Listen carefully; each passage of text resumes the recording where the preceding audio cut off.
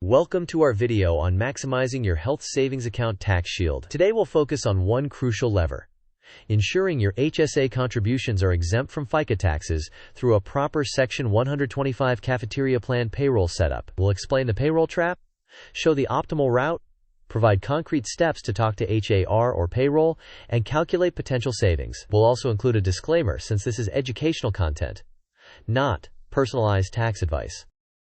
In this agenda, we'll cover the difference between FICA and income tax treatment of HSA contributions, the two main payroll methods, and why only one avoids FICA, how to ask payroll to set up the correct coding, example savings, edge cases to be aware of, and brief quizzes to reinforce key points. This segment is a disclaimer.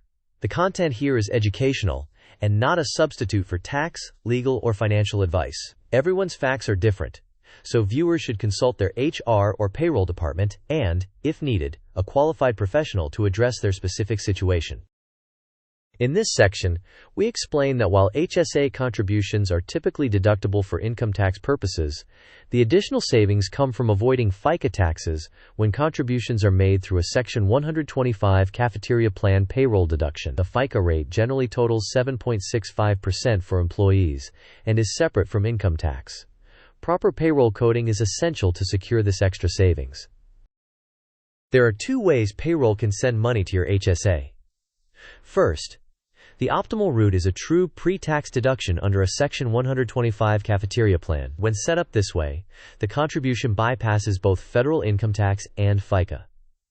Second, some employers simply split your net pay and send a portion to your HSA account. In that scenario, FICA has already been withheld from your gross pay before the split, so while you can deduct the HSA contribution on your tax return to reduce income taxes, you cannot recover the FICA that was already paid. The key is the payroll coding, not where the HSA account is held. On the left, the Section 125 pre-tax setup avoids both income tax and FICA, gives immediate paycheck relief, and can still send funds to an external HSA custodian if the employer supports it. On the right, the direct deposit split resembles a pre-tax deduction but actually occurs after FICA withholding. You still benefit from the income tax deduction at year-end, but you lose the FICA savings, making it more expensive over time. This sequence diagram illustrates the operational flow. First, the employee requests that their HSA contributions be set up pre-tax under the employer's Section 125 Cafeteria Plan (HR) or benefits reviews and approves the plan rules and confirms eligibility. Payroll then codes the deduction accordingly. Payroll sends the funds to the chosen HSA custodian, which can be external to the employer's preferred provider. Finally, the custodian posts the deposit to the member's HSA. Throughout, the critical factor is the payroll coding under Section 125, not which bank or HSA administrator holds the account. This step-by-step guide provides language to use with payroll, or HR. Begin by stating that you are HDHP enrolled and contributing to an HSA. Ask specifically whether your payroll deductions will be treated as pre-tax under a Section 125 Cafeteria Plan and thus exempt from FICA. Confirm the actual deduction code in the payroll system and request written confirmation or a sample pay stub showing pre-tax handling. If your HSA is with an external custodian, ask whether payroll can still remit funds to that custodian while maintaining Section 125 coding. This table shows illustrative employee FICA savings from using a Section 125 pre-tax setup. For each annual contribution amount, multiplying by 7.65% yields the FICA savings that would be lost if the employer handled the contribution as a net pay split. These figures are examples. Actual savings depend on your contribution amount and applicable FICA rates. Contribution limits may change over time, so confirm the current year's IRS limits and your eligibility. Several nuances deserve attention. First, once you exceed the Social Security wage base, you no longer pay the Social Security portion of FICA, but Medicare still applies. Second, high earners may be subject to an additional Medicare tax. Confirm this with payroll. Third, employer HSA contributions are generally pre-tax and count toward the annual contribution limit, so coordinate your totals to avoid exceeding the limit. Fourth, some states do not fully conform to federal HSA treatment. Verify state rules. Finally, Section 125 plans require formal documentation and administration, which is a common reason employers hesitate to code contributions to outside HSA custodians. Question: which setup avoids both income tax and FICA on your HSA contribution? Options are A. Direct deposit net pay split to your HSA. B. Personal bank transfer after payday. C. Payroll deduction coded as a Section 125 HSA benefit. And D. Claiming the HSA deduction only at tax time. You may pause the video now to think about the answer. We will discuss the answer in the next section of the video. The correct answer is C. Only a payroll deduction coded under a Section 125 Cafeteria Plan makes the contribution exempt from both income tax and FICA. The other options either occur after FICA withholding or only affect income tax at year-end. This section presents a ready-to-use email script. It requests confirmation that HSA deductions will be coded under a Section 125 plan and exempt from FICA. Asks whether payroll can remit to an external custodian while preserving Section 125 coding, and requests the paystub deduction code and a sample paystub line as documentation. This timeline shows ideal checkpoints. During open enrollment, verify HDHP eligibility and intended HSA contributions.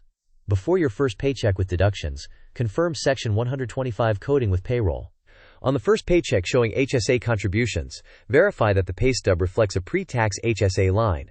Conduct a mid-year review to reconfirm coding and adjust contribution amounts. And finally, ensure at year-end that your total contributions remain within IRS limits.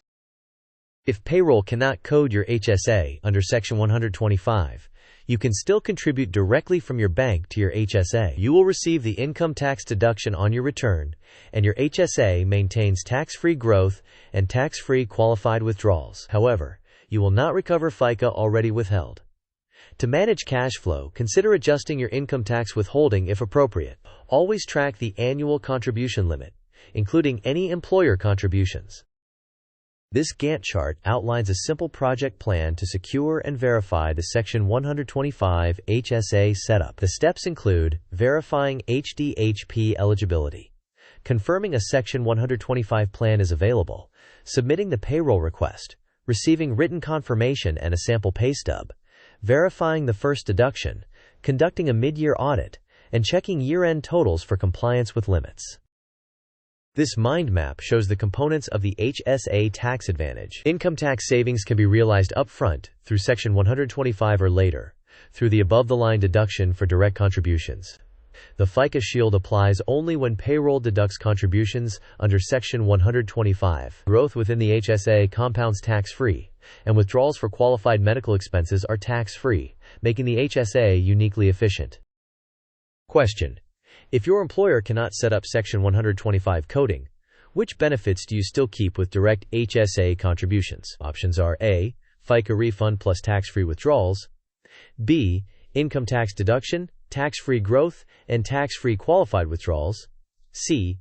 Only tax-free growth, and D. No tax benefits at all. You may pause the video now to think about the answer. We will discuss the answer in the next section of the video. The correct answer is B. Even without Section 125 payroll coding, you retain the income tax deduction, tax-free growth, and tax-free qualified withdrawals. What you lose is the additional FICA savings that only Section 125 payroll treatment provides.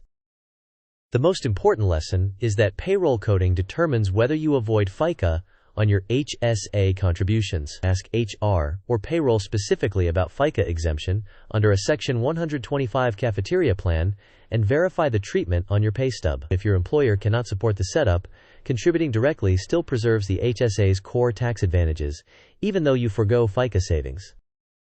To recap, only Section 125 payroll coding unlocks FICA savings. Direct contributions still provide the HSA's triple tax advantages. Confirm the setup with payroll, document the details, and monitor annual limits and any state-specific rules. Thank you for watching. If this video helped, please like, share, and subscribe. We'd love to hear your questions or experiences setting up pre-tax HSA contributions, so share them in the comments.